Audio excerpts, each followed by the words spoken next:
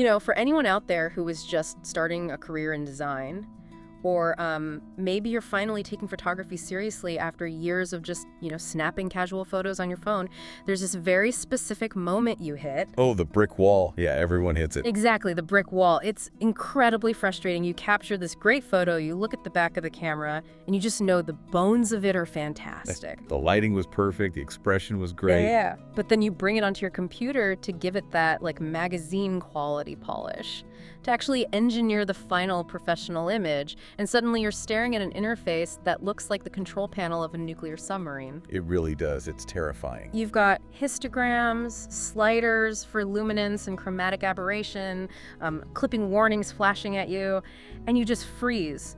The jump from recognizing a beautiful moment to actually manipulating the digital data, it can feel completely insurmountable. It's the ultimate bottleneck in a creative career, honestly. I mean, I've seen so many incredibly talented people get deeply discouraged at that exact point. Because it stops feeling like art, right? Exactly. Suddenly, the software feels less like a traditional darkroom and more like a mathematics exam. They have the creative vision. They know what they want the image to look like, but they lack that mechanical, under-the-hood understanding of how to translate what their eye saw into what the pixels on the screen are actually doing. And that is our mission for this deep dive today. We are taking a sledgehammer to that brick wall. I love that. Let's break it down. We're doing a massive, comprehensive breakdown of the foundational secrets of professional image editing. And specifically, we're focusing on Chapter 12, Working with Camera Raw. Which is such a crucial chapter. It really is. Our guide for this is basically the definitive manual on the subject. It's called Adobe Photoshop CC Classroom in a book 2018. And by the way, if you want to keep this Bible on your desk to reference, you can buy the book by scanning the QR code of the book link provided in the description below. Yeah, I highly recommend having it in your physical library. It's essential. For sure. But for our time today, we're extracting its most critical workflows and philosophies for you. And I think calling it a philosophy is the perfect framing.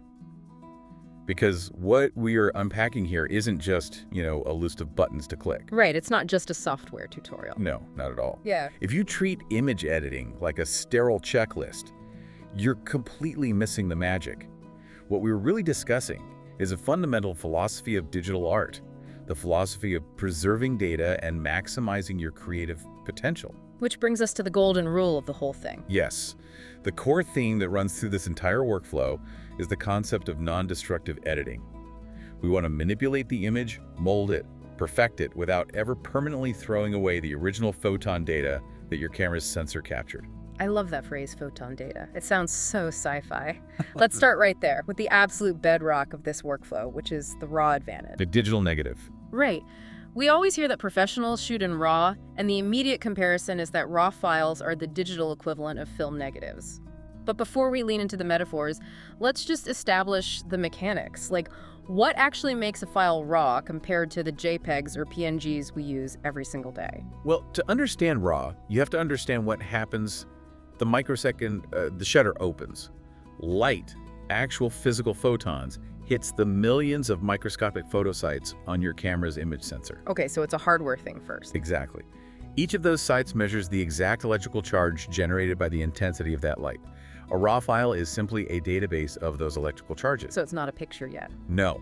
It hasn't been converted into a standard grid of red, green, and blue pixels yet. It hasn't been compressed using lossy algorithms.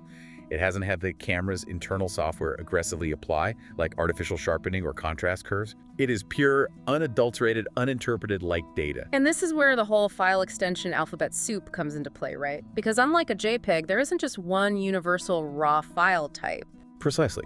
Because every camera manufacturer engineers their sensors differently, the data comes off the sensor differently. So if you shoot with a Canon, you're going to see a .cr2 or a .cr2 extension. And Nikon has its own, right? Yeah, Nikon uses .nf. Sony has its own, Fuji has its own. These proprietary RAW formats are completely unique to the manufacturer, and actually, they're often unique to the specific sensor architecture of that exact camera model. Wait, really? So different models from the same brand have different RAW files? Oh, absolutely. If you own 3 different Canon bodies from different generations, you effectively have 3 entirely different file formats under the hood. You need dedicated software, a raw engine, that knows how to decode that specific matrix of data. Wow, okay. So to use an analogy, and you know I love a good analogy, shooting in JPEG is essentially like walking into a bakery and buying a pre-baked cake. That is a phenomenal way to look at it. Right. The baker, which in this case is the tiny computer chip inside your camera, has already made all the critical decisions. It decided the contrast ratio, the color saturation, the white balance. It baked all of that in. And you can't undo that. Exactly. You can maybe scrape off some frosting or put a candle on it in Photoshop, but you can't fundamentally unbake the cake. Whereas shooting in RAW is like coming home from the grocery store with all the raw ingredients. You have the flour, the eggs, the sugar sitting on your kitchen counter. You retain the absolute power to decide exactly how that cake is baked. That is perfectly stated. And it highlights the massive danger of the JPEG. When the camera bakes the cake to create that JPEG, it aggressively throws away massive amounts of extra ingredients, visual data that it decides it doesn't need, all in the name of making the file size smaller. It's just dumping data in the trash. It is. It compresses the tonal range from potentially trillions of colors down to just millions. Yeah. Which always leads me to a fundamental question. If having all the ingredients gives you infinite control, and RAW is so clearly superior for preserving shadow and highlight data, why does anyone ever shoot in JPEG? Well, convenience, mostly. I mean, why do professional cameras even offer it if it's so destructive? It ultimately comes down to buffer speeds and storage overhead. Because RAW files contain 13-bit data for every single pixel, they are massive. They take up enormous space on your memory card. And more importantly, they take much longer for the camera's internal processor to write to the card. Ah, so it slows the camera down? Drastically. If you're a sports photographer holding down the shutter to capture a gymnast mid-flip at 20 frames per second, shooting RAW might fill your camera's buffer in 3 seconds, and then the camera just locks up while it saves. And you missed the shot. Right. JPEGs write almost instantly. But for high-end editing, studio work, landscapes, portraiture shooting in RAW is non-negotiable. Because you need that safety net. Exactly. If you shoot a JPEG and the camera's auto-white balance gets confused by mixed lighting, trying to fix that baked-in color cast later will physically destroy the pixels. You'll introduce banding and noise. Because the underlying data to support that massive color shift just isn't there anymore. You're just stretching degraded pixels. With a RAW file, the camera made 0 permanent decisions. You use Adobe Camera Raw to interpret the data yourself. And this connects directly back to that digital negative philosophy. Like actual film. Yeah. Think of a physical Ansel Adams film negative from the 1940s. A master printer could take that negative into the darkroom today and process it with modern chemicals and modern paper to reveal details that were impossible to print back then. That's a great point. The data was always there. The technology just had to catch up. Exactly. RAW files are the same. You can process a RAW file today, and then 10 years from now, when Adobe's machine learning algorithms are vastly superior, you can take that exact same raw data and reprocess it with unprecedented quality. All right. You never overwrite the original light capture. You are literally future-proofing your art. I love that. Okay, so if the raw file is our unbaked cake, our raw ingredients, how do we actually start cooking? We have to step into the kitchen itself, the Camera Raw workspace. Right, so we double-click a raw file, let's say it's a Canon.cr2, and instead of dropping us directly into the standard Photoshop interface we're all used to, it intercepts us. It does. It opens up the Adobe Camera Raw dialog box first. And for someone seeing this for the first time, it is incredibly dense. Let's just paint a visual picture of the layout for you. On the far left, you have a vertical film strip showing thumbnails of all the raw files you currently have open. Which is amazing for processing an entire shoot at once. Yeah, super helpful. Then, taking up the vast majority of your screen in the center is the massive preview window. Top right, you have the histogram, that jagged mountain range graph we are going to dive deep into shortly. Well, we'll spend a lot of time on the histogram. For sure. And then below the histogram, running down the entire right side, are your adjustment panels. Basic, detail, HSL, just sliders upon sliders. And running across the very top toolbar are your localized tools, like cropping and spot removal. It's intimidating, I know. But there is a brilliant overarching workflow strategy that prevents you from getting lost in the weeds. It's the golden rule of navigating this interface. It is. Well, You work strictly left to right and then top to bottom. So left to right across the top tools and then top to bottom down the right-hand panels. Exactly. You start by looking at the tools across the very top. I need to crop this. Is the horizon line crooked? You execute those structural geometric changes first. Get the framing right before you mess with color. Always. Then you move to the right side, starting at the very top tab, which is the basic panel, and you work your way down those specific sliders. This logical progression ensures you are building your edit on a solid foundation. Because otherwise you're just doing things out of order. Right, it prevents you from wasting time sharpening an image before you've even established the correct lighting. Which brings us to the very first thing you almost always need to fix. The first major topic in that basic panel, white balance. Crucial step. It's fascinating how much the ambient light in a room completely dictates the color of everything in it. Our human brains and eyes are so incredibly sophisticated at auto-filtering it out that we don't even notice if a room is super yellow. But camera sensors are entirely objective. They record the literal physics of the light in the room. And light isn't just about brightness, right? Exactly. Light has a specific color temperature. The core material breaks this down into two specific independent axes you have to control: temperature and tint. Let's pull those apart. Temperature first. Temperature is rooted in blackbody radiation physics, and it's measured in kelvins. It dictates the overall coolness or warmness of the ambient light. So like outdoor versus indoor light. Yeah. If you are shooting outdoors on a heavily overcast day or in deep shade, the light hitting your subject is actually very cool, leaning heavily into the blue spectrum. Even if it just looks white to our eyes. Right. Conversely, if you are shooting indoors under old-school tungsten light bulbs or outside during golden hour, the light is incredibly warm, skewed toward yellow and orange. And the slider fixes this. The temperature slider lets you drag the entire color matrix of the image between those two extremes, from deep blue to heavy yellow, to neutralize the inherent warmth or coolness of the scene. And then the second axis is tint. While temperature handles the blue to yellow spectrum, tint handles the green to magenta spectrum. Why would light be green or magenta? Artificial lighting, usually. Fluorescent tubes in an office building or a gymnasium often cast a sickly, localized green spike in the color spectrum. To neutralize that, you would push the tint slider in the exact opposite direction, adding magenta to counteract the green cast. To ground this in reality, let's walk through an incredibly illustrative example from the book. Imagine we are looking at a raw photograph of an old, white Spanish-style mission church. Okay, I have it pictured. It was shot outdoors on an overcast day. By default, Camera Raw applies an as-shot white balance, which is just whatever the camera's internal algorithm guessed the light was at the moment you hit the shutter. And it often guesses wrong. Very wrong.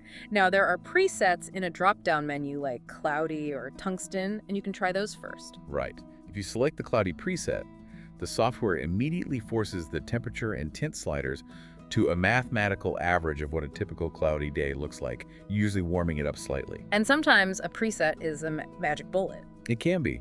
But in this specific church example, the overcast conditions were unique. Selecting the cloudy preset warms it up, but it still leaves a very noticeable, unnatural blue cast over the stark white stucco of the church. The preset just wasn't smart enough for that specific afternoon. Exactly. The atmospheric scattering was too complex for a basic preset. So the preset fails us, and we have to take manual control. And this is where my absolute favorite tool in the interface comes into play, the white balance tool. It's the little eyedropper icon up top. It is brilliantly simple, but mathematically complex behind the scenes. How does it actually work? The concept relies on you, the human operator, finding an area of pixels in the image that you know for an absolute fact should be pure neutral white or a neutral medium gray. Like the bright gray clouds right next to the church steeple in our example. Precisely. You grab the eyedropper and you click on those specific cloud pixels. Instantly, the software analyzes the raw data of the area you just clicked. It just reads the numbers. Yeah, it runs a calculation, says, okay, the user is commanding me that these pixels are neutral gray, but my sensor data shows these pixels actually have a 15% blue tint and a 5% magenta tint. Oh, so it figures out the error. Exactly. To obey your command, the software automatically recalculates the global color matrix of the entire photograph, applying a counter shift to force those specific pixels to neutrality. By doing that, it mathematically corrects the color of the light, eliminating the entire scene. It honestly feels like an optical illusion when it happens. You click the clouds, and suddenly the church looks bright white, the grass looks naturally green. It's a very satisfying click. Now, it's rarely 100% perfect on the first click. You often have to refine it. The eyedropper might strip away the blue cast, but maybe it leaves the church looking a tiny bit too green. Right, the algorithm got close, but not perfect. So you manually grab the tint slider and nudge it down to, say, -22, pulling it slightly toward magenta until the stucco looks perfectly realistic. And that manual nudge demonstrates the true power of RAW. The eyedropper gets you 95% of the way there in a fraction of a second, but you retain the final, granular creative control to dial in the exact realism or mood you want to convey. Okay, so we've successfully established the true color of the light. But having the perfect color means nothing if the intensity of that light is completely blown out or buried in shadow. Tone is everything. We have to map the brightness. And how does the software actually visualize brightness? That brings us to the most intimidating tool on the screen, the histogram. If the white balance tool is the closest thing to magic, the histogram is definitely the closest thing to advanced statistics. It really looks like a seismograph reading. It looks incredibly complex, yeah. But once you understand what it's mapping, it becomes the most indispensable diagnostic tool in your entire workflow. You literally won't be able to edit without it once you learn it. Let's completely demystify it for you. At its core, the histogram is just a bar graph showing the distribution of pixels. But what are we actually looking at from left to right? Okay, imagine taking every single pixel in your photograph, all 24 million of them if you have a modern sensor, and sorting them strictly by how bright they are. Just piling them up by brightness. Exactly. On the extreme left wall of the graph, you have pure, absolute black pixels with zero detail. On the extreme right wall of the graph, you have pure, absolute white pixels with zero detail. And the middle. The entire vast middle section represents every shade of gray and color luminance in between. The height of the jagged mountain peaks simply tells you how many pixels in your image correspond to that specific level of brightness. So a massive spike on the far left means your image is mostly dark shadows, and a spike on the right means it's mostly bright highlights. That's it, you're just reading the volume of light. And it's not just a grayscale graph, right? It shows overlapping red, green, and blue mountains. Yes, the color channels overlap. Yeah. Which is super helpful. If the blue mountain is pushed way further to the right than the red mountain, it's a visual confirmation that your image has a strong blue color cast in the highlights. Oh, that's a great tip. But for purely tonal adjustments, we are generally looking at the overall mass of the data. Ideally, for a standard, evenly lit exposure, you want a mountain range that slopes up from the left, contains a lot of data in the midtones, and slopes back down before hitting the right wall. Okay, here's where I want to push back, because I think a lot of beginners get terrified by the histogram. There are these little warning triangles in the top left and top right corners. The clipping warning. Yes, if your data touches the edges, the triangles light up, warning you of clipping. Clipping meaning your graph has hit the absolute hard edge, resulting in pure black or pure white pixels. Which means data loss. Right, and the conventional wisdom I always hear is that clipping is the ultimate sin. If those triangles light up, you've ruined the shot, you've lost data. Are you saying there are times we actually want pure white pixels? Is clipping always a disaster? That is a fantastic pushback, and it's a misconception that holds a lot of people back. The short answer is no. Clipping is absolutely not always a disaster. It depends entirely on what physical object in the scene is clipping. Let's look at the highlights, the right wall of the graph. If you are shooting a wedding and the intricate lace texture of the bride's white dress is clipping to pure white, that is a catastrophe. Because the dress is the whole point. You've lost the folds of the fabric, the detail of the lace. It will just print as a flat, glowing white blob. You desperately need detail there. So in that case, the clipping warning is saving your life. Exactly. But consider what photographers call a specular highlight. Imagine you are shooting a portrait outdoors, and the sun is reflecting directly off the chrome bumper of a car in the background. Just a glaring reflection. Or you are in a studio, and your strobe light is reflecting off the catch lights in the model's eyes or a piece of metallic jewelry. That bright reflection is a specular highlight. It is perfectly fine. In fact, it is physically accurate for a specular highlight to clip to pure white. Because there's no detail in a glare anyway. Exactly. There is no actual detail inside the reflection of the sun on a piece of chrome. It is just pure blinding energy. So trying to fix it actually ruins the photo. Yes. If you obsess over the histogram and drag your exposure down just to save the detail in that chrome reflection, you will severely underexpose the rest of the image, turning your model's face muddy and dark. That makes total sense. You have to look at the image and ask yourself, Do I actually care about the detail in the thing that's turning white? If it's a light bulb, let it clip. Precisely. Let the light bulb be white. So with the histogram serving as our radar, how do we actually move these mountains of data around to fix the exposure? We use the tonal sliders right below it in the basic panel. The core tools. Let's break down the core set: exposure, whites and blacks, and highlights and shadows. Think of these sliders as tools of increasing precision. The exposure slider is your broadsword. It mathematically shifts the overall brightness of the entire image matrix. Just everything at once. Right. Moving it to the right brightens the shadows, the midtones, and the highlights simultaneously. It shifts the entire mass of the histogram. It's essentially turning a global dimmer switch up or down. Exactly. But once the overall exposure is in the right ballpark, you move to the whites and blacks sliders. These define the extreme endpoints of your histogram, setting the global contrast. How do you use them in practice? You use the white slider to stretch the right edge of your data just to the point before important highlights start clipping. And you use the black slider to anchor the left edge of your data, dragging it down until you introduce just a tiny bit of pure black into the deepest shadows. Why do you want pure black?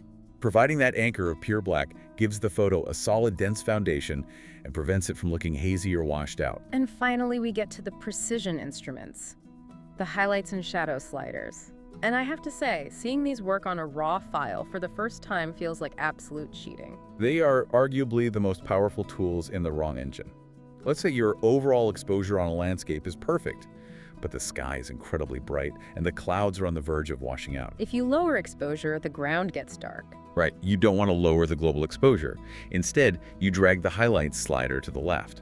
The algorithm only targets the brightest pixels in the image and compresses them downward, recovering the lost texture in the clouds while leaving the midtones and shadows completely untouched. It's just magic. And the shadows slider does the exact reverse. Yep. If your subject is standing under a tree in deep shade but the background is perfectly exposed, you drag the shadows slider to the right. It reaches into the dark areas and magically pulls out the detail in the bark and the leaves, brightening the shade without blowing out the sky. The sheer volume of hidden data residing in the shadow areas of a 14-bit RAW file is staggering. It allows you to balance the dynamic range of a scene in a way that closely mimics how the human eye naturally adapts to contrast. Now, right below those tonal sliders, we get into 3 sliders that are the source of so much ruined photography. Oh, I know exactly what you're going to say. Clarity, vibrance, and saturation. I see beginners discover these, crank all 3 of them to the right, and suddenly their photos look like radioactive deep-fried memes. It's a rite of passage, but it's terrible. We need to clearly define the mechanisms of these tools, starting with the difference between standard contrast and clarity. This is a crucial distinction that separates professional finishing from amateur over-editing. Standard contrast is a global adjustment. If you increase it, it pushes all the dark pixels darker and all the light pixels lighter across the entire histogram. It just stretches the whole graph. Exactly. It increases the global difference between light and dark, which can quickly crush your shadow detail. Clarity, on the other hand, is a much smarter, localized tool. How so? It specifically seeks out the midtones, and more importantly, it looks for areas where dark pixels meet light pixels, edges, and textures. It only increases the contrast right at those specific boundaries. So what does that actually do to the visual perception of the photo? It creates a profound optical illusion of depth and three-dimensionality. It makes textures punch through the screen. If you apply a targeted amount of clarity to a photograph of weathered tree bark, or a crumbling brick wall, or the pores on an extreme close-up portrait, it suddenly looks tactile. But there is a massive danger zone. Oh, huge.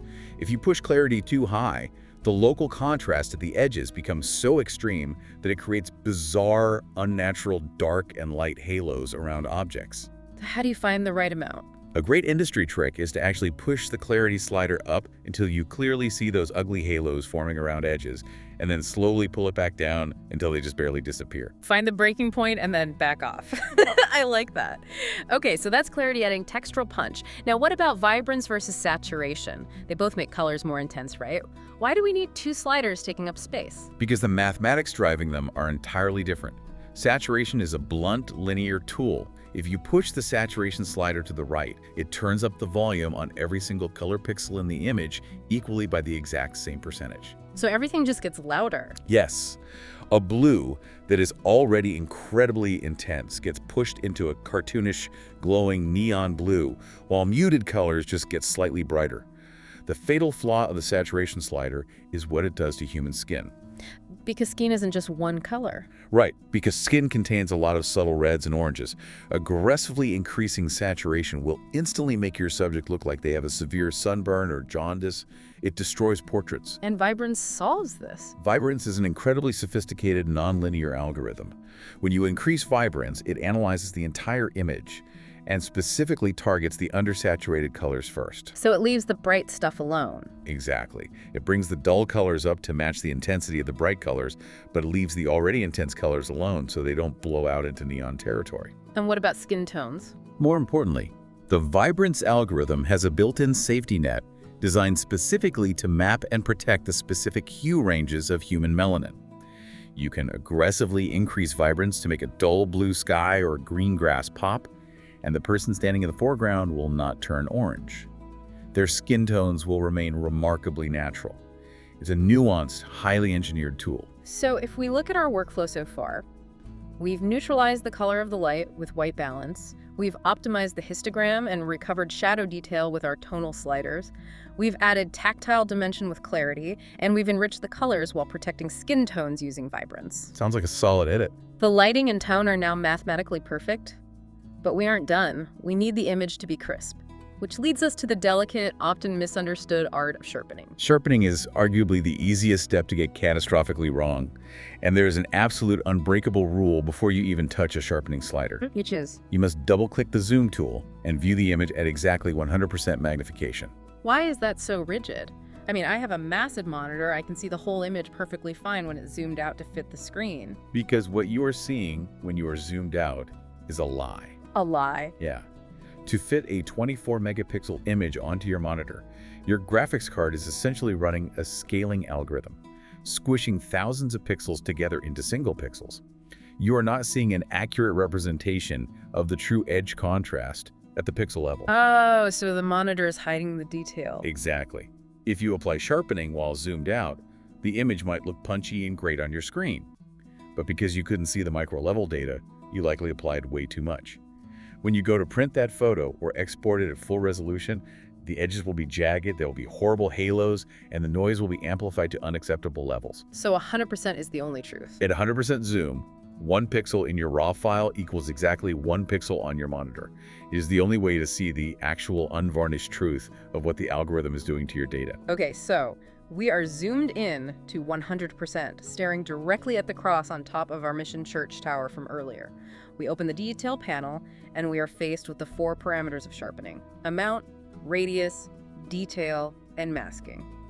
I always get lost here. Break these down. The mechanics here are fascinating.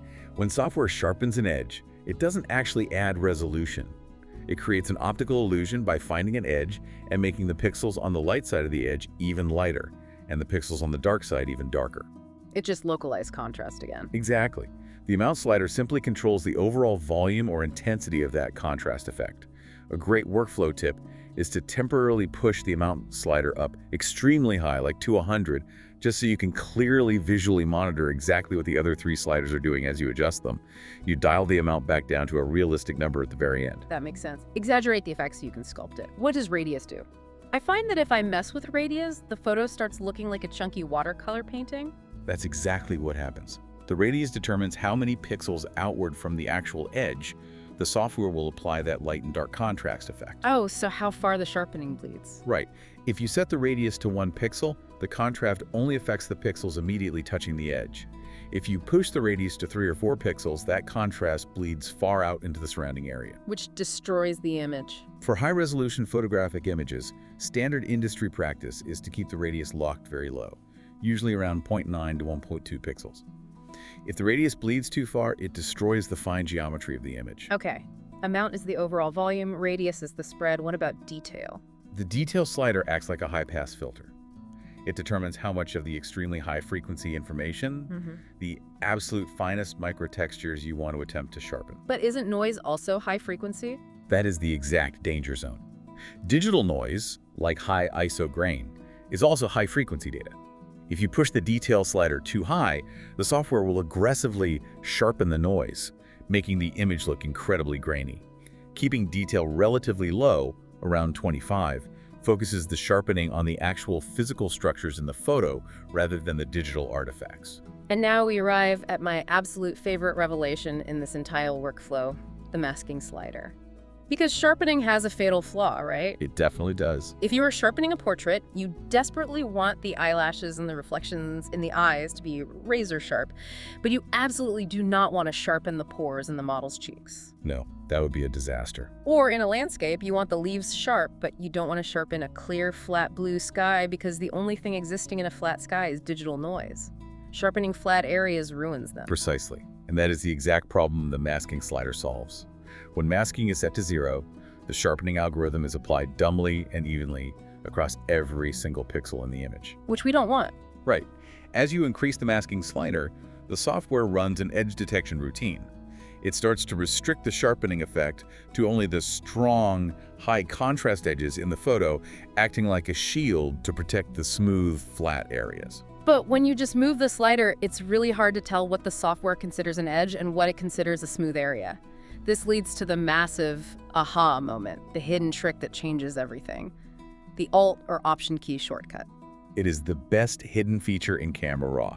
If you hold down the Alt key on Windows or the Option key on a Mac while you click and drag the masking slider, the entire image preview instantly turns into a stark black and white map. And it's not just a desaturated photo, it's literally rendering the algorithm's mask in real time. Exactly. It visualizes the edge detection mathematics. In this view, anything that is pure black on the screen is being completely masked and protected from the sharpening. Anything that is pure white is receiving the full force of the sharpening effect. So you can literally see what's being sharpened. Yes.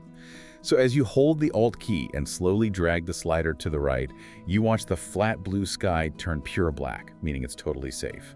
You watch the smooth stucco walls of the church turn black. But the hard edges of the tower, the cross, the individual tiles on the roof, they remain bright, glowing white. You can visually, empirically dial in the exact mask you need to protect the noise while sharpening the structure. It is a total game changer. It takes all the guesswork out of sharpening. So we've spent a good chunk of time perfectly editing this one photo of the mission. We've dialed in the color, the tone, the intricate sharpening mask. But as often happens in a professional setting, we actually have 3 photos of this mission open in our film strip on the left. A very common scenario. They were all shot from a tripod on the same day, under the exact same overcast lighting conditions, just seconds apart. Do I really have to go through and manually rebuild the histogram and the masking for the other 2 photos? Absolutely not. Oh. That would be an untenable waste of time. This is where the workflow scales up using the synchronize function. How does that work? Because you have all 3 raw images open in the film strip, you simply click to highlight the hero image you just perfected. Then, you select the other 2 unedited images, right-click, and choose Sync Settings. And it throws up a massive dialog box with dozens of checkboxes. Yes, it lists every single parametric adjustment you could possibly make. White balance, highlights, clarity, masking, HSL. By default, almost all the global adjustments are checked. It usually leaves localized tools unchecked, like crop or spot removal, because obviously a dust spot might have moved, or you might want to crop a horizontal photo differently than a vertical one. That's smart. You hit OK, and Camera Raw instantly, mathematically applies the exact slider positions from your hero image onto the other 2 raw files. It takes milliseconds to process images that would have taken you 20 minutes to edit manually. That's incredible. When you scale that concept up to a wedding or sports photographer who needs to process 2,000 photos from a single event, batch synchronization is literally how you survive the industry. It's the assembly line of digital processing. Okay, the raw file is fully developed, it looks incredible, but right now it only exists as raw data and slider coordinates sitting inside the Adobe Camera Raw interface. How do we get it out of Camera Raw and into the real world, or into standard Photoshop for heavy pixel retouching? Let's talk about the output format option. You have to export or save the file, and the format you choose dictates the entire future of the image. The text highlights several options, starting with a format unique to Adobe, DNG or digital negative. We touched on this earlier. DNG is Adobe's attempt to solve the proprietary RAW problem. Exactly. Remember how Canon.cr2 and Nikon.nef files are locked to their manufacturers? That poses a massive archival risk. Because what if the company disappears? If Canon goes bankrupt tomorrow, or in 20 years simply decides to stop updating the software that decodes a .cur file from 2005, you might literally be locked out of your own photographs. Your life's work becomes unreadable code. That is terrifying. It is. DNG is an open-source architectural wrapper. When you convert a proprietary RAW file to DNG, it extracts the pure raw photon data and all your Camera Raw edits and packages them in a public standard that any software developer can build a reader for. It ensures your files will be readable a century from now. It's insurance for your data. What about when I just want to put the photo on a website or send it to a client for review? For web delivery, you need a JPEG. JPEGs are universally readable by every device on Earth, but they achieve their tiny file sizes by running a discrete cosine transform algorithm. It selectively groups and discards massive amounts of subtle color and detail data. So how do we export a good JPEG from Camera Raw? A great tip for web exporting from Camera Raw is using the image sizing options in the Save dialog. You can select Resize to Fit and specifically choose Longside, setting it to, say, 800 or 1200 pixels at 72 pi. Why longside rather than just typing in width and height? Because it's an idiot-proof way to batch export a mixed orientation shoot. If you have 50 landscape photos and 50 portrait photos, setting the long side to 1200 means the software evaluates each photo, finds whichever edge is longest, forces that edge to 1200 pixels, and proportionally scales the short side. Oh, so you don't have to separate them into vertical and horizontal folders first. You don't have to manually calculate geometry for every single frame. It ensures a beautifully consistent maximum size for a web gallery without any math on your part. That is such a subtle but massive time saver. And then we have TIFF and PSD for high-end delivery. TIFF is the workhorse of the publishing industry. It is incredibly flexible, and more importantly, it can utilize lossless compression, meaning it shrinks the file size slightly without discarding a single pixel of data. It is widely supported by page layout programs like InDesign. And PSD is just Photoshop's native format. Right. If you know you are going to take the image into Photoshop to build complex masks, add typography, or stack dozens of layers, PSD is the format that perfectly preserves the entire Photoshop architecture. Okay, exporting to a hard drive is straightforward, but here is where we hit another profound workflow secret. Let's say we don't want to save it. We want to immediately open the image from Camera Raw directly into standard Photoshop to do some heavy pixel-level blemish removal. Okay, the standard workflow. At the bottom right of the Camera Raw interface, there is a giant button that says Open Image. If I click that, the image opens in Photoshop as a standard background layer. Right, and the moment you do that, the raw magic is dead. Dead. The raw data is baked into standard RGB pixels. Yeah. If you spend 3 hours in Photoshop adding adjustment layers and compositing, and then you realize, you know what, the original white balance is just a little too green, you are in trouble. Because it's a baked cake again. You can try to fix it using standard Photoshop color curves, but you are stretching and manipulating big pixels, which introduces noise and degrades the image quality. You've lost the latitude of the raw file. But there is a hidden alternative, the shift-click secret. It is the single most important habit a retoucher can build. If you simply hold down the Shift key on your keyboard while looking at that Open Image button, the text on the button instantly changes to read Open Object. And what does opening as an object actually accomplish? It opens the image in Photoshop, not as a flat pixel layer, but as a smart object. In your Photoshop Layers panel, the thumbnail for that layer will have a tiny, distinct icon in the bottom corner. What that icon signifies is revolutionary. The entire unbaked 14-bit raw file data, along with the exact Camera Raw processing engine and all your slider positions, is secretly embedded inside that single Photoshop layer. It's a literal Russian nesting doll. The raw engine is living inside the Photoshop file. Exactly. And the power of this architecture is that it acts as an ultimate non-destructive safety net. You can work on the image in Photoshop for a month. You can stack 50 layers of retouching on top of it. And then what if you want to change the white balance? If, on day 30, you decide the sky in the underlying raw file needs to be darker, or the white balance is off, you don't have to start over. You simply double-click that Smart Object thumbnail.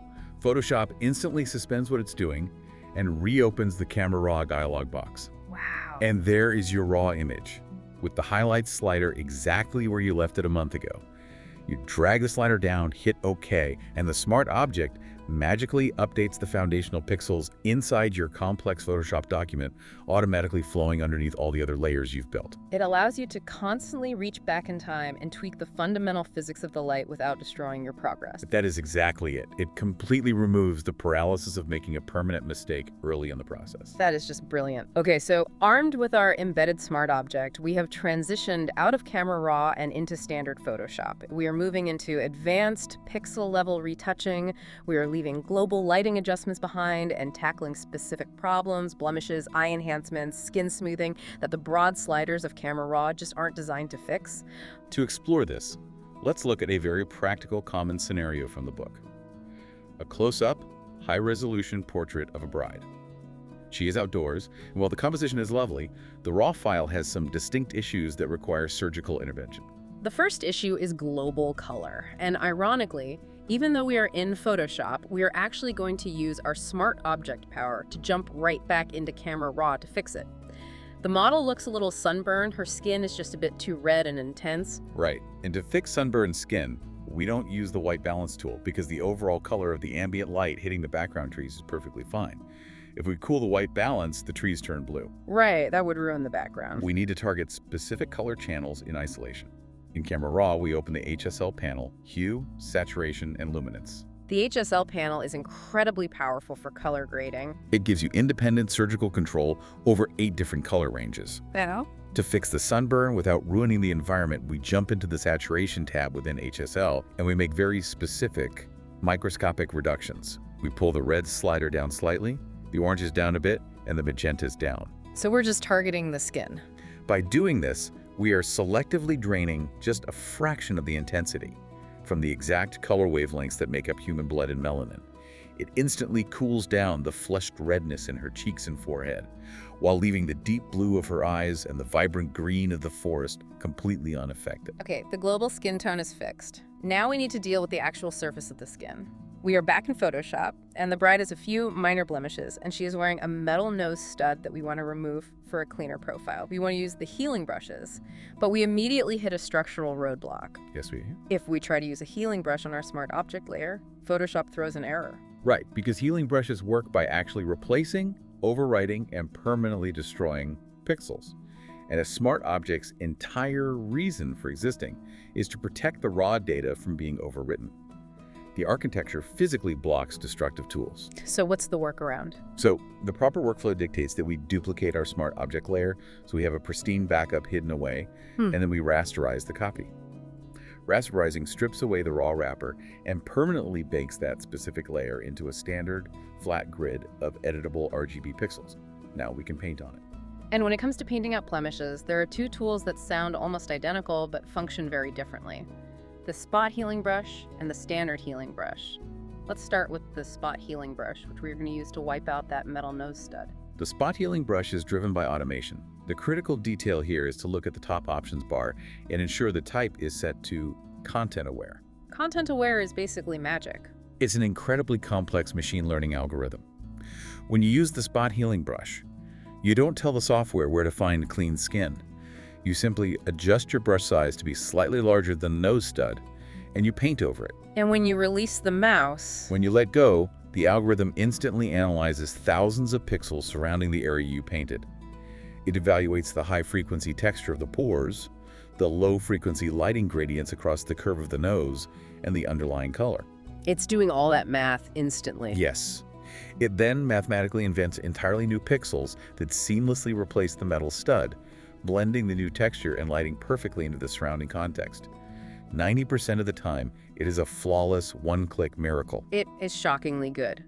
But the automation isn't infallible. What happens if the blemish is very large, or more dangerously, what if the blemish is right on a high contrast edge, like the sharp edge of her jawline against the background trees? That is exactly where content-aware algorithms panic and fail.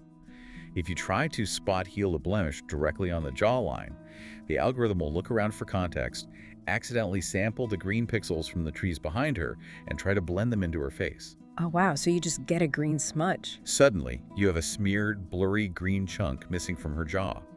When the automation fails due to complex geometry, you have to step down to the manual precision of the standard healing brush. How does the standard version give you more control? It requires human intelligence. If we're trying to remove a large mole on the model's cheek, we select the standard healing brush.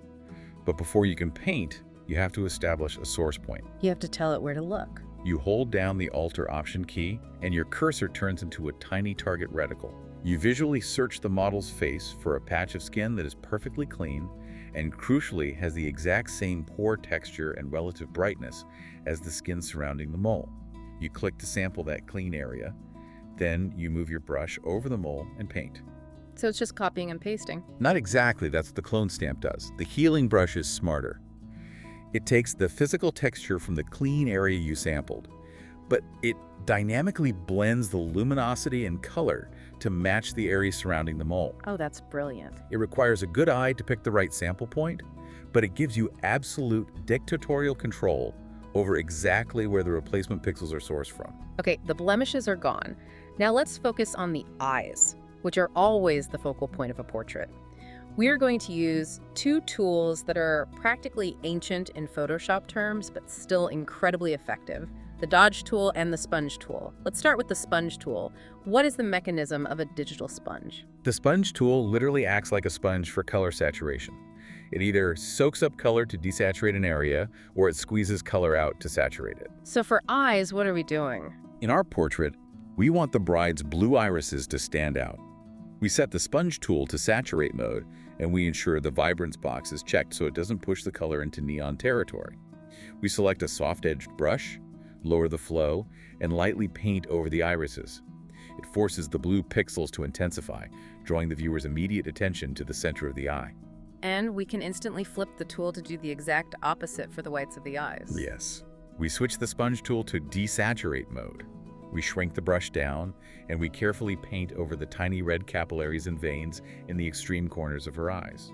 It acts as a localized black and white filter, draining the distracting red color away, leaving the whites of the eyes looking cleaner and less tired, without unnaturally changing their brightness. To affect the brightness, we switch to the Dodge tool. And the Dodge tool is historically based on a physical darkroom technique, right? Exactly. In an analog darkroom, dodging meant holding a piece of cardboard over the photographic paper to literally block some of the light from the enlarger. Blocking the light resulted in a lighter area on the final physical print. In Photoshop, the digital dodge tool simply lightens the luminosity of whatever pixels you paint over. But there is a massive danger here. I see this all the time.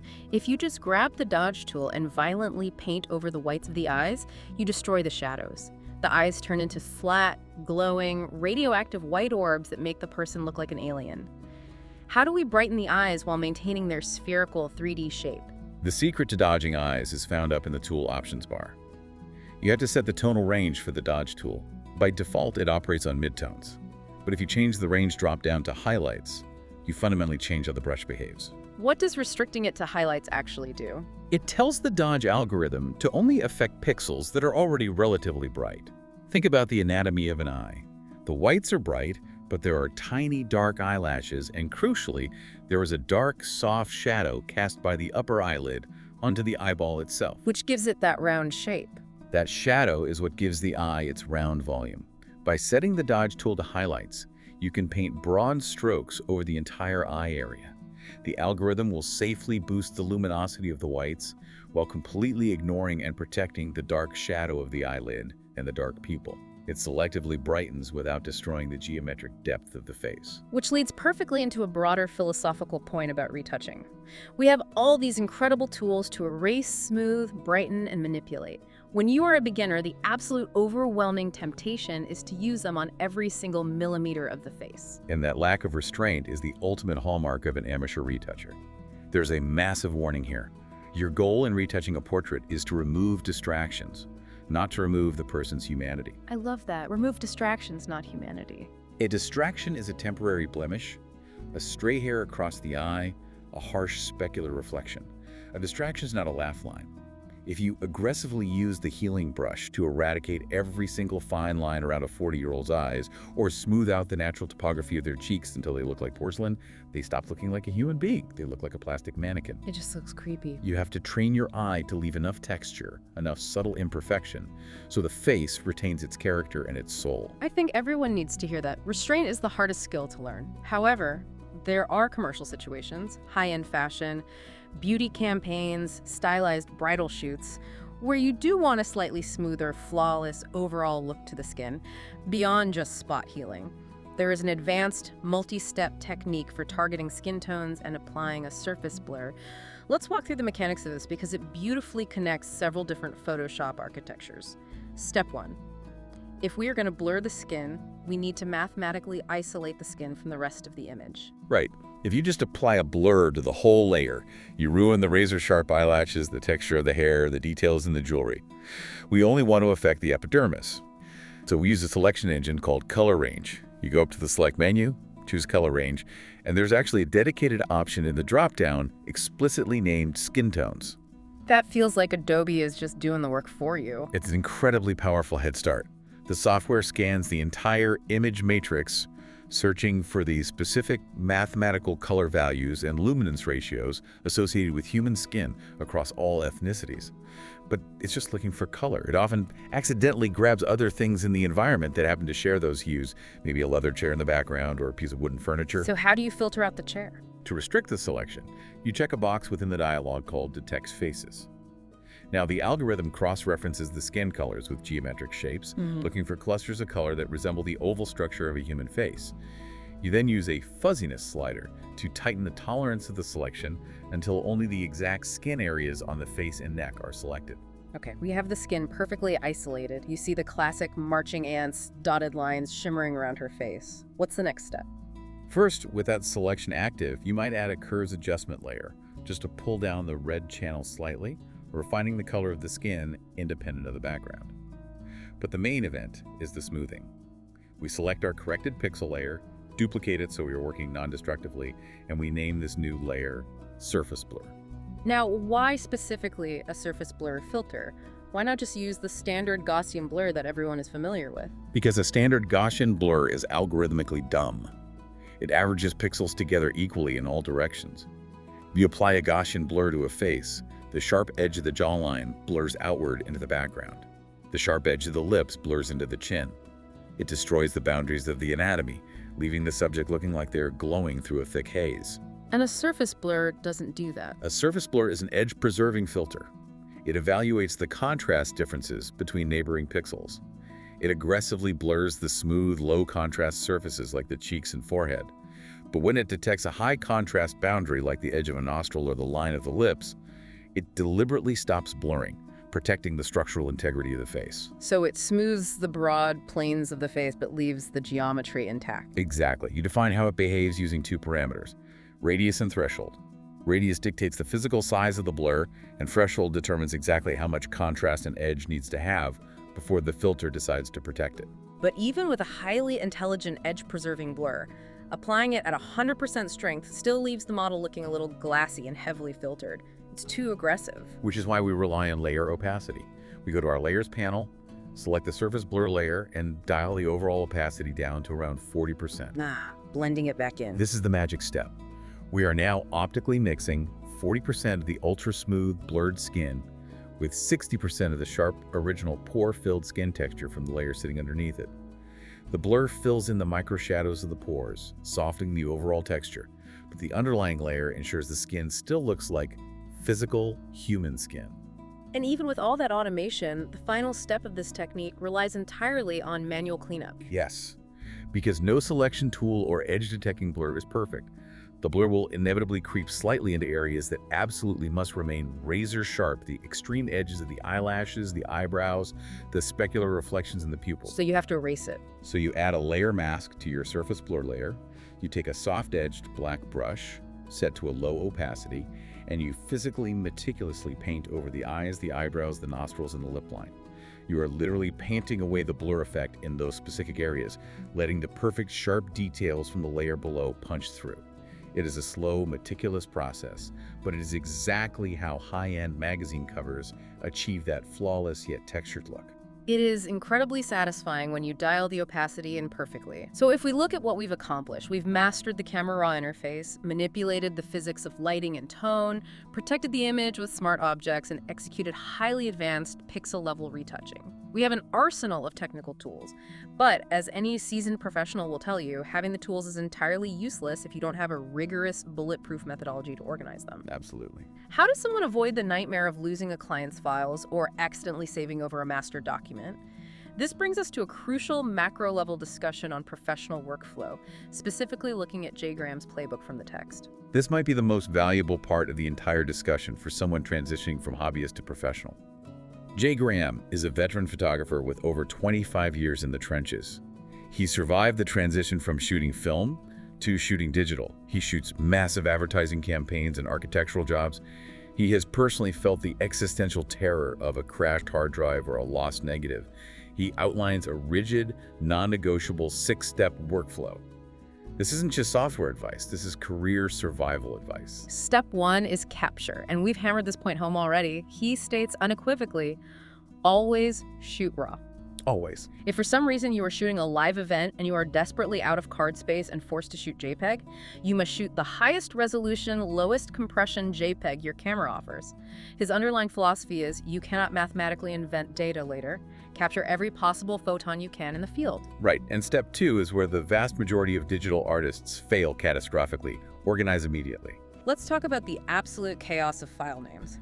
When I pop an SD card into my computer, my camera has named all the files, things like img00001.cr2, img00002.cr2. Is it really that bad to just leave them like that in a folder called Photos? It is a ticking time bomb for long-term organization.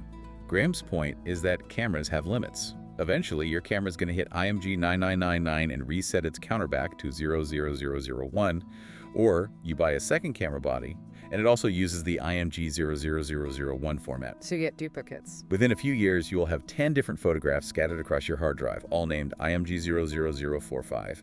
Which one is the corporate headshot? Which one is your sister's wedding? Which one is the product shoot? When a client calls you 5 years later asking for a specific file, searching your hard drive becomes a forensic nightmare. So how does a professional architect their file system? What is Graham's naming convention? He renames every single file logically, based on metadata, the absolute second he ingests them onto his computer.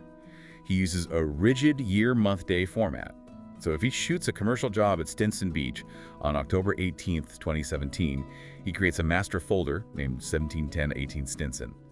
Then he uses software like Adobe Bridge or Lightroom to batch rename every single raw file inside that folder to match the naming convention. 171018 Stinson 01, 171018 Stinson 02, and so on. What makes that specific string of numbers so powerful? Because it guarantees a truly unique, universally searchable alphanumeric file name for every single image he will ever take in his entire life. Furthermore, because computers sort alphanumerically by default, a year, month, day format guarantees that his folders will always line up in perfect chronological order on his hard drive, regardless of when they are modified. It is an utterly bulletproof architectural structure. Step 3 is convert. He advocates immediately converting all those proprietary .cr2 or .nef files into DMGs. We covered the philosophy of this. It's about separating your data from the fate of the camera manufacturer, ensuring your files remain open source and readable forever. Exactly. Step 4 is master files. Once you have navigated Camera Raw, embedded your smart object, and spent hours doing your meticulous skin retouching in Photoshop, how do you save the final definitive version of your art? Graham's rule is absolute. You never, ever save your master file as a JPEG. But we export JPEGs to clients all the time. Why can't the master be a JPEG?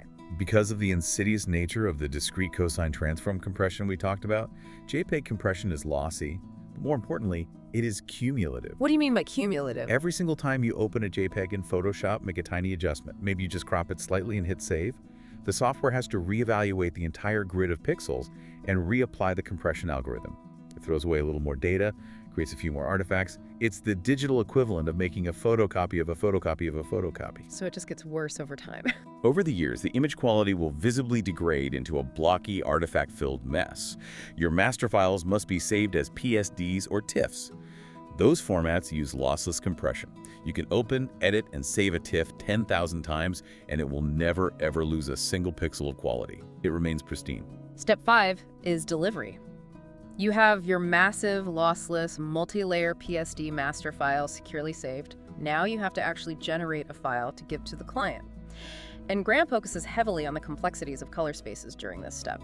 If the client is just putting the photo on their corporate website or social media, he specifically converts the exported file to the sRGB color space. Right, and understanding color spaces is critical. sRGB is the universally accepted standard color gamut for the internet and consumer electronics. Almost all standard office monitors, mobile phones, and web browsers are engineered to display the sRGB color gamut accurately. What happens if you don't use sRGB? If you work in a massive color space and hand a client a file with deep, rich colors that fall outside the sRGB spectrum, their standard web browser won't know how to render that extra color data. It will panic and attempt to remap the colors, usually resulting in an image that looks muddy, flat, and heavily desaturated compared to what you saw on your professional monitor. You have to encode the file for the lowest common denominator. But what if the client isn't putting it on the web? What if they are printing a high-end, glossy architectural brochure or producing a massive fine art inkjet print for a gallery? Then sRGB is a terrible choice because it is simply too small of a container. It physically cannot describe the deepest cyans of a sky or the richest magentas of a flower. High-end commercial printing presses and fine art inkjet printers are capable of reproducing a much wider gamut of colors than a standard computer monitor. So what do you use instead? For print delivery, Graham exports files encoded with the Adobe RGB 1998 or ProPhoto RGB color spaces. These are massive mathematical containers that preserve every ounce of deep color saturation captured by the raw file, ensuring the printer has all the data it needs to lay down the exact correct ink. And finally, we arrive at step 6, backup, the step that keeps everyone awake at night. I want to highlight Graham's exact quote here, because it is the gospel truth of digital media, and it should be tattooed on the wrist of every photographer. He says, the question is not if your internal hard drive is going to crash, it's when. It is a mathematical certainty. Every hard drive is a physical object. If it's a mechanical spinning drive, the bearings will eventually fail or the read-write head will crash into the platter. If it's a solid-state flash drive, the memory cells will eventually degrade and lose their ability to hold a charge. It will die. It's terrifying. If your life's work, your lossless master files, only exist on the internal drive of your laptop, you do not have a professional workflow. You are simply waiting for a tragedy to erase your career. Graham advocates for a robust strategy, often called the 3-2-1 rule in the industry. What's the 3-2-1 rule? You need your data stored on multiple discrete media, an external RAID hard drive sitting on your desk that mirrors your working files, and crucially, an automatic encrypted cloud backup service continuously running in the background, pushing your files to an offsite server. If your studio burns down, your data must survive. To bring in another analogy, managing your digital files with this level of rigidity is exactly like a professional chef's concept of mise en place, the French culinary philosophy of everything in its place. Before a master chef ever turns on the stove during a busy dinner service, all the onions are perfectly chopped, the sauces are measured out, the knives are sharpened and laid out in exact order. I love that comparison. If your digital kitchen is a disaster, if your files are named randomly, scattered across your desktop, with no backups running, you cannot effectively cook a masterpiece. You spend all your creative energy panicking, looking for the digital garlic, desperately searching for IMG 492.cr2. A rigid, seemingly boring organizational structure is the exact thing that actually frees your mind up to be entirely creative. That's a perfect synthesis. Organization creates the mental space required for creativity. You shouldn't be thinking about where your files are. You should be thinking about the art. Okay, we are in the home stretch. We have covered the core curriculum of the raw workflow. But before we wrap up, I want to look at what we'll call extra credit. These are a few highly advanced capabilities that demonstrate just how deep the Camera Raw engine goes. Yeah. The first one is a total mind bender, using Camera Raw as a filter. We spent the entire hour preaching about the necessity of raw files, but it turns out you don't actually have to start with a raw file to utilize the Camera Raw interface. This is a relatively recent, massive paradigm shift in how Photoshop operates. Let's say a client hands you a standard baked JPEG. Maybe it's a stock photo of a still life with some fruit. You open it in regular Photoshop. You can take that flat pixel layer, convert it into a smart object, and then go up to the filter menu and explicitly select Camera Raw filter. And it hijacks the screen and opens the exact same dark gray interface we've been talking about with histogram, the basic panel, everything. Yes. Now, the physics are different. Yeah. Because you are starting with a compressed JPEG, you do not possess the magical data recovery power of a 14-bit RAW file. If the highlights on the fruit are completely blown out to pure white in the JPEG, dragging the highlight slider to the left will just turn those white pixels into flat, ugly gray pixels. It cannot invent detail that was destroyed by the camera. You have significantly less latitude. But you still get all the tools. Exactly. What you do get is access to the incredibly intuitive photographer-centric layout of Camera Raw. You get the targeted clarity slider for texture, you get the skin-protecting vibrance slider, you get the 8-channel HSL panel. For a lot of retouchers, color grading inside the Camera Raw interface is vastly faster and more intuitive than trying to stack 5 different complex adjustment layers in the standard Photoshop panel. And because you applied it to a smart object, it acts as a non-destructive smart filter. You can always double-click it to reopen the interface and tweak your global color grade. While we are looking at this fruit image, let's talk about localized control inside Camera Raw. We talked about global adjustments, moving the exposure slider brightens the entire image matrix. But there is a tool called the adjustment brush that lets you localize that raw processing power. The adjustment brush is essentially the dodge and burn darkroom techniques built directly into the RAW engine itself. You select the brush icon at the top, and a new panel opens. You dial in specific slider settings just for the brush. Let's say you want to brighten a specific pair in the still life. You set the brush exposure to plus 1.50, then you simply physically paint over the pair on the screen. And it only affects the pair. Only the pixels you brush receive that plus 1.50 exposure bump. The dark background remains completely untouched. You can paint with clarity to add aggressive texture to just the skin of an orange, or paint with saturation to make an apple pop. It gives you incredible, localized, non-destructive control over the raw data before you ever even export the file into standard Photoshop. It's literally painting with light in mathematics. It's astonishing. Finally, let's briefly touch on 2 massive computational photography features built right into the interface: HDR and panoramas. The workflow for these used to be a nightmare, and Camera Raw has completely streamlined it. Let's start with HDR, or High Dynamic Range. You need HDR when you are shooting a scene with extreme unmanageable contrast, like standing inside a dark, unlit cathedral and photographing a glowing, sunlit stained glass window. A single RAW file, even a 14-bit one, cannot capture both the deep shadows of the stone walls and the blazing highlights of the sun simultaneously. The dynamic range of the scene exceeds the dynamic range of the sensor. So what's the solution? So you lock your camera on a heavy tripod and shoot brackets, taking 3 or 5 sequential RAW photos at radically different exposures. Wow. One profoundly dark to capture the window detail, one normal, and one incredibly bright to capture the dark stone. In the old days, merging those brackets in Photoshop required complex masking, and the results almost always looked like radioactive CGI. It was awful. It was heavily tone mapped and deeply unnatural, but now the computational power handles it flawlessly. In the Camera Raw film strip, you simply highlight those 3 raw exposures, right-click, and choose Merge to HDR. The software analyzes the pixels, perfectly aligns them on a subpixel level to eliminate any microscopic camera shake, and merges the data. And what file does it spit out? The brilliant architectural choice Adobe made here is that it doesn't output a baked flat Photoshop file.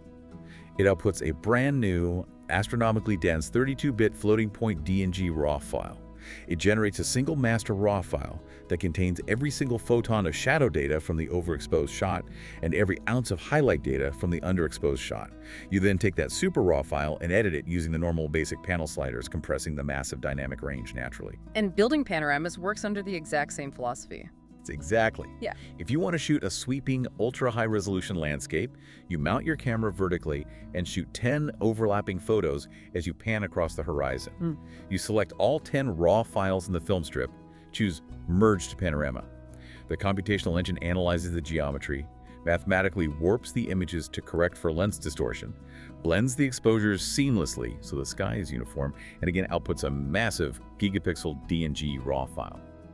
You're creating the ultimate data-rich canvas to work with, combining the resolution of 10 sensors into one non-destructive file. It is awe-inspiring what the software is capable of when you feed it good data. So let's recap the massive foundational journey we've been on today. We started by fundamentally understanding what a raw file actually is, the unbaked ingredients, the digital negative that preserve the true physics of your light capture forever. The most important lesson: We explored the dense Camera Raw workspace, establishing the critical workflow of moving left to right, top to bottom.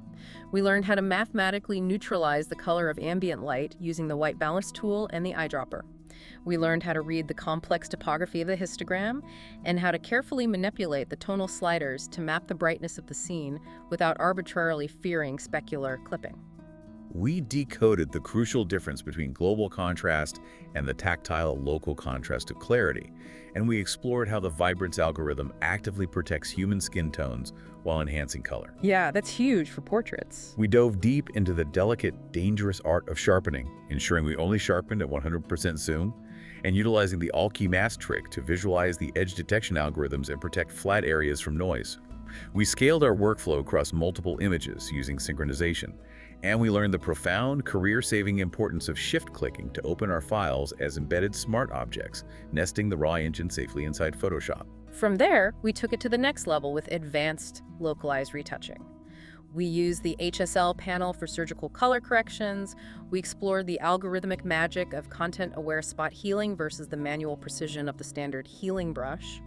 We used dodge and sponge tools restricted by tonal ranges to enhance the geometry of the eyes. And we executed a complex, multi-layer surface blur technique targeting isolated skin tones, all while keeping the overarching philosophy of restraint firmly in mind. And finally, we grounded all of this technical wizardry in JGram's bulletproof 6-step professional workflow, ensuring our files are logically named, properly formatted for web or print delivery, and obsessively backed up against the inevitability of hardware failure. It is an incredibly dense, comprehensive foundation. If you truly internalize these mechanisms and philosophies, you possess the capability to tackle almost any image editing challenge the industry can throw at you. But as we wrap up this deep dive, I want to pivot away from the purely technical. We have spent an hour dissecting the mathematics of algorithms and the mechanics of pixel manipulation. I want to leave you with a final thought to mull over, something that builds on all this knowledge, but tackles a much harder question. This gets to the philosophical core of what it means to be a digital artist today. Yeah. We've spent all this time talking about how to use incredible, almost magical technology to perfect reality. Right. We can instantly fix the white balance so a gloomy, mixed light room looks pristine. Right. We can use complex machine learning to completely erase a distracting element from a landscape. We can dodge and saturate eyes until they glow with perfect clarity. We can use edge-preserving surface blurs to generate skin that has absolutely no flaws. The technical tools at our disposal are essentially limitless. It's total control. But as you build your career, or as you hone your craft as a retoucher, the deeper, far more difficult question you will constantly have to answer for yourself is this: at what point does perfecting the image actually remove the humanity from the photograph? When does removing every distraction, every deep shadow, every slightly crooked line or natural blemish stop making the image better and start making it sterile? Where is your personal artistic line between an edited photograph that captures the messy, beautiful essence of a moment and a flawless digital painting that simply uses a photograph as a data point to start from? That is the real challenge of the craft. The software algorithms can map the pixels, but they cannot answer that question for you. That is where your eye, your taste, and your ultimate restraint come in. Thank you for joining us on this massive deep dive into the Camera Raw architecture. Get out there, switch your camera off JPEG, start capturing all the data, and start experimenting. Until next time.